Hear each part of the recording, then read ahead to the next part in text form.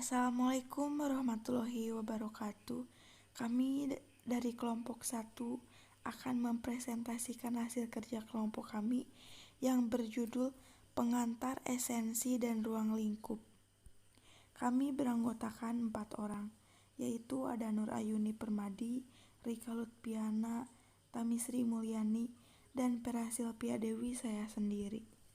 Baik, pertama-tama saya akan menjelaskan tentang pengertian etika dan bisnis.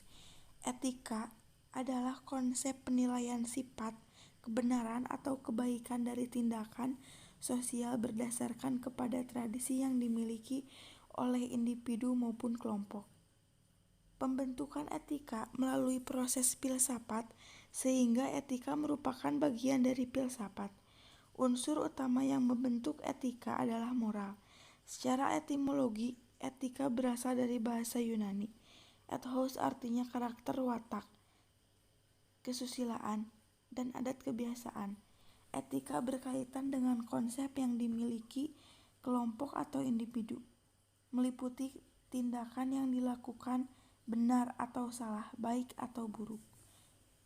Etika bisnis adalah segala sesuatu pedoman norma bagi sebuah perusahaan dalam mengambil keputusan dengan terjaganya hubungan baik antara perusahaan dan stakeholder melalui implementasi prinsip etika. Potensi usaha untuk berkembang juga semakin terjamin. Pengertian teori etika bisnis menurut para ahli. Menurut Joseph Haas, etika bisnis adalah penerapan moral dalam bidang ekonomi, utamanya industri bisnis. Dan ada dari menurut para ahli Muslik. Menurutnya etika yang ada di dunia bisnis adalah sebuah pengetahuan seseorang tentang bagaimana cara yang ideal untuk mengelola bisnis yang berdasarkan pada norma moral secara umum. Saya Rika Lutfiana Nurhasana akan menjelaskan mengenai prinsip-prinsip etika bisnis. Prinsip-prinsip etika bisnis dibagi menjadi 4, yaitu yang pertama prinsip kejujuran. Kejujuran akan membawa kesuksesan dalam berbisnis. Yang kedua yaitu prinsip otonomi. Memiliki otonomi berarti sadar dan mengetahui betul apa yang dilakukan termasuk konsekuensinya. Yang ketiga yaitu prinsip saling menguntungkan. Bisnis harus dijalankan dengan cara-cara yang baik sehingga menguntungkan semua pihak yang terlibat. Yang keempat yaitu prinsip keadilan. Jangan sampai salah satu pihak dirugikan dalam suatu hubungan bisnis. Selanjutnya yaitu hal yang harus diketahui dalam menciptakan etika bisnis. Yang pertama yaitu pengendalian diri. Yang kedua pengembangan tanggung jawab sosial perusahaan atau social responsibility. Yang ketiga yaitu mempertahankan jati diri dan tidak mudah untuk terombang-ambing oleh pesatnya perkembangan informasi dan teknologi. Yang keempat yaitu menciptakan persaingan yang sehat. Yang kelima menerapkan konsep pembangunan berkelanjutan. Yang keenam menghindari sifat KKN, kolusi, korupsi, dan nepotisme yang dapat merusak tatanan moral. Yang ketujuh harus mampu untuk menyatakan hal benar itu adalah benar. 8. Membentuk sikap saling percaya antara golongan pengusaha kuat dan golongan pengusaha ke bawah. Yang ke-9, konsekuen dan konsisten dengan aturan-aturan yang telah disepakati bersama. Yang ke-10, menumbuh kembangkan kesadaran dan rasa memiliki terhadap apa yang telah disepakati atau sense of belonging. Yang 11, perlu adanya sebagian etika bisnis yang dituangkan dalam suatu hukum positif yang berupa peraturan maupun perundang-undangan.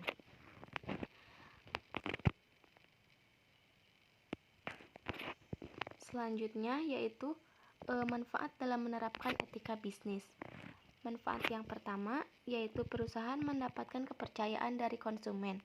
Artinya perusahaan yang jujur akan menciptakan konsumen yang loyal.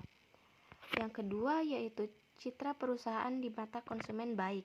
Yang artinya dengan citra yang baik maka perusahaan akan lebih dikenal oleh masyarakat dan produknya pun dapat mengalami peningkatan penjualan. Yang ketiga yaitu meningkatkan motivasi pekerja. Karyawan akan bekerja dengan giat apabila perusahaan tersebut memiliki citra yang baik di mata perusahaan. Yang keempat, yaitu keuntungan perusahaan dapat diperoleh. Etika adalah berkenan dengan bagaimana kita hidup saat ini dan mempersiapkan diri untuk masa depan. Bisnis yang tidak punya rencana untuk menghasilkan keuntungan bukanlah perusahaan yang beretik. Saya, Tami Sri Mulyani, akan membahas tentang peran etika bisnis. Adapun etika bisnis perusahaan memiliki peran yang sangat penting, yaitu untuk membentuk suatu perusahaan yang kokoh dan memiliki daya saing yang tinggi, serta mempunyai kemampuan menciptakan nilai value creation yang tinggi, di mana diperlukan suatu landasan yang kokoh untuk mencapai itu semua, dan biasanya dimulai dari perencanaan strategis, organisasi yang baik, sistem prosedur yang transparan, didukung oleh budaya perusahaan yang handal, serta etika perusahaan yang dilaksanakan secara konsisten dan konsekuen. Menurut Richard D. Gorgi, bila perusahaan ingin sukses atau berhasil, memerlukan 3 hal pokok, yaitu 1. Memiliki produk yang baik, 2. Memiliki manajemen yang baik, 3. Memiliki etika. Selanjutnya, di sini ada norma khusus dan norma umum. Yang pertama, norma khusus adalah aturan yang berlaku dalam bidang kegiatan atau kehidupan yang khusus. Sebagai contohnya adalah aturan dalam olahraga.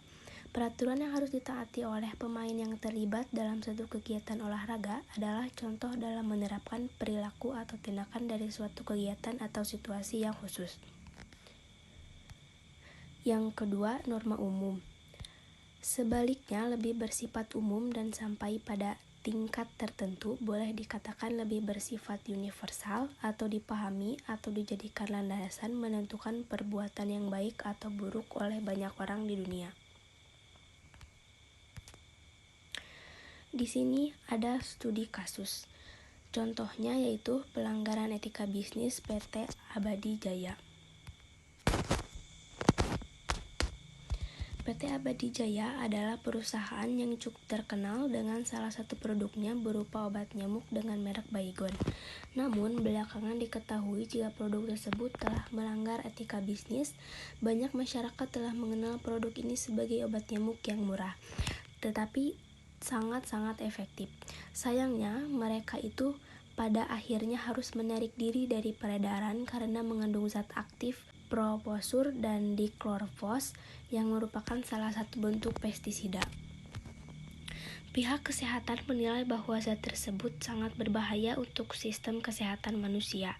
Bahkan lebih parahnya lagi, bisa menyebabkan keracunan pada darah apabila terlalu banyak menghirup udara yang telah bercampur dengan produk Baygon.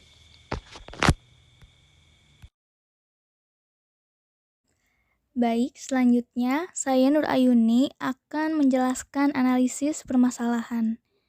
Dalam berbisnis, moral dan kejujuran adalah nomor 1. Sehubungan dengan studi kasus produk Baygon, kesalahan yang telah mereka lakukan memang cukup fatal sehingga harus menarik penjualan. Adapun analisis permasalahan berikut ini. Pertama, siapa yang salah? Apabila melakukan kesalahan, maka yang bertanggung jawab adalah kelompok atau perusahaan tersebut. Apalagi ini merupakan bentuk tindakan secara sadar dan bersama-sama. Walaupun begitu, pihak karyawan tidak dapat disalahkan karena dalam sebuah birokrasi besar mereka memiliki faktor ketidaktahuan dan ketidakmampuan. Kedua, mengapa bisa terjadi? Perusahaan pada hakikatnya tersusun atas birokrasi atau sistem yang runtut dan sistematis, sehingga dalam sebuah keputusan tidak mungkin dilakukan oleh seorang diri. Jadi, sudah pasti bentuk pelanggaran ini merupakan kesalahan bersama. Jika mereka lebih peduli dan tidak hanya berorientasi pada keuntungan, tidak mungkin pelanggaran moral semacam ini akan terjadi. Oleh sebab itu, tidak ada alasan bahwa mereka kurang paham terkait zat-zat kimia.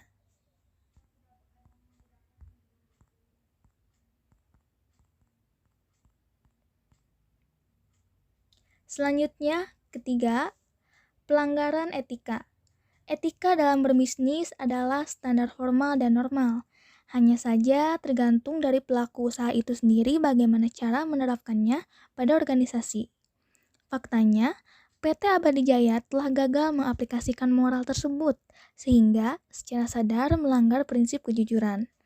Hanya berasumsi berdasarkan keuntungan sebesar-besarnya dengan biaya produksi minimal bukan berarti bisa mengabaikan begitu saja dampak negatifnya. Meskipun pada akhirnya sudah meminta maaf, akan tetapi seharusnya mereka bisa berpikir lebih cerdas mengenai efek jangka panjang. Keempat, pelanggaran tertulis. Pada dasarnya, perusahaan tersebut telah melanggar banyak peraturan dan dikenai pasal berlapis. Hal ini berdasarkan penetapan regulasi dalam undang-undang. Berikut ini pemaparannya. Yang pertama, pasal 4 tentang hak konsumen. Yang kedua, pasal 7 tentang kewajiban pelaku usaha. Ketiga, pasal 8 tentang larangan pengusaha melanggar standar bahan baku. Dan yang terakhir, pasal 19 tentang pengusaha yang harus ganti rugi atas tindakannya yang keliru.